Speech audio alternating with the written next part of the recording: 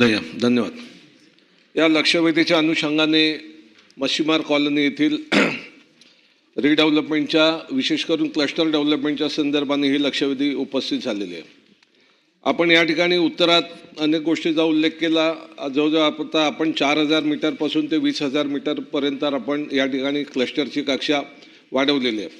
माई मच्छीमार क्षेत्रामध्ये मग मच्छीमार असोत किंवा त्या ठिकाणी राहणारे पोलीस बांधव, महाराच्या इतर बिल्डिंग असतील, या सगळ्यांनी शासन या ठिकाणी अनुकूल निर्णय घ्यावा म्हणून ही लक्षवेधी आली असताना माझी या लक्षवेधीच्या माध्यमातून आपलं एक लक्ष वेधू इच्छितो की अशा तऱ्हेने वरळीच्या पोचखाना रोडवरती पोलिसांची जवळजवळ 20,000 मीटरपेक्षा जास्त क्षेत्रफळ असलेली वसाहत आहे. गेल्या अनेक वर्ष त्या ठिकाणच्या पोलिसांच्या वेगवेगळ्या गृहनिर्माण सोसायट्या एकत्र येऊन त्यांनी शासनाला प्रस्ताव दिले की आम्हाला या ठिकाणी रिडेव्हलपमेंटसाठी परमिशन द्या. या संदर्भाने आपण तिथे काय निर्णय घेणार का, नंबर 1.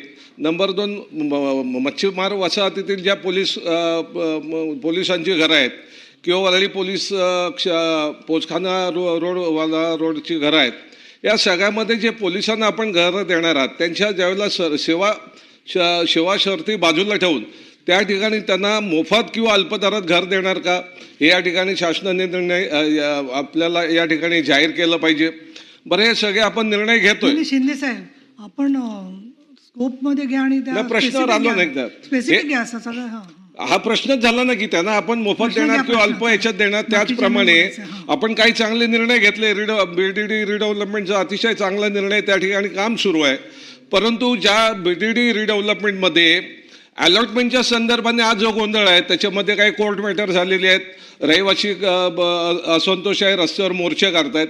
या संदर्भाने आपण विशेष चौकशी करणार का की हे का झालं, हे कशासाठी झालं, हे कोणामुळे झालं ती, आणि ह्या सगळ्या गोष्टीची चौकशी करून एक सुसूत्रता त्यामध्ये आणणार का, हा माझा दुसरा एक स्पेसिफिक प्रश्न या संदर्भाने आहे.